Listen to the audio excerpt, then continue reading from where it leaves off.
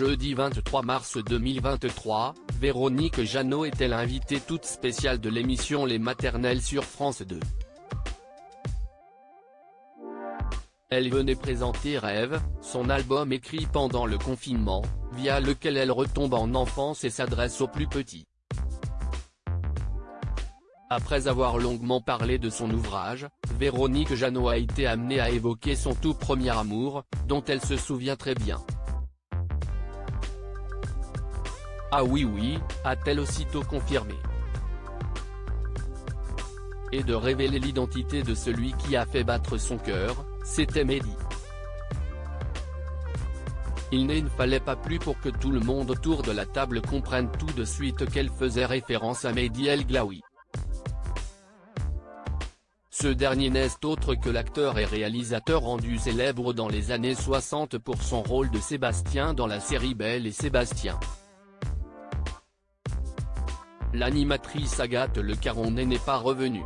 Oh là là, ça me fait quelque chose, a-t-elle réagi.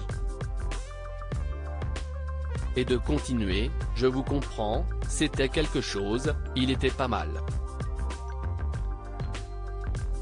J'étais amoureuse de lui.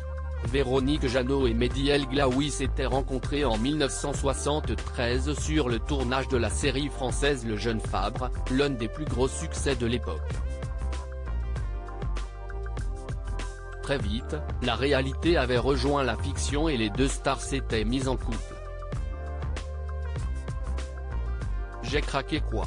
On ne peut pas ne pas craquer quand on croise Véronique Jeannot, avait déclaré le comédien en juin 2021, dans le documentaire La saga des feuilletons et des séries diffusées sur France 3.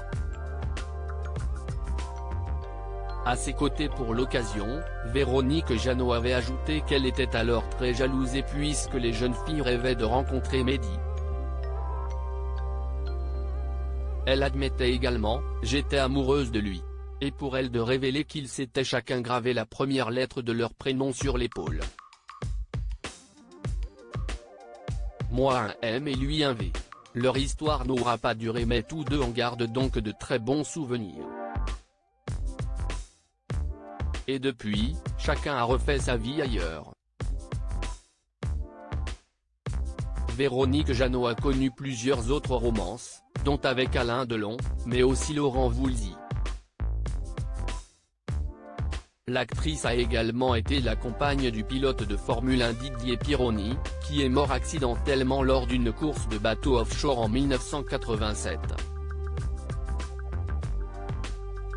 En 2014, elle a par ailleurs adopté Migmar, une jeune orpheline tibétaine avec qui les débuts ont été compliqués.